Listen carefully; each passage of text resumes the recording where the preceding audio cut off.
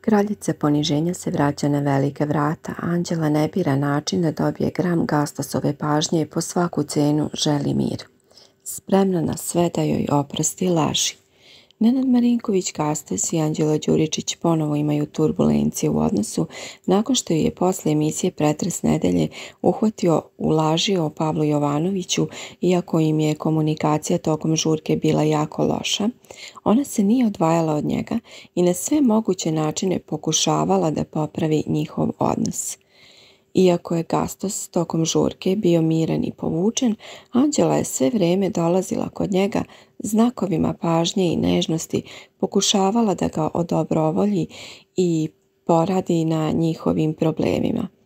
Ona ga je u jednom trenutku uhvatila za ruku, a iako tome on nije pridavao previše značaja, ipak ju je pustio da ga drži.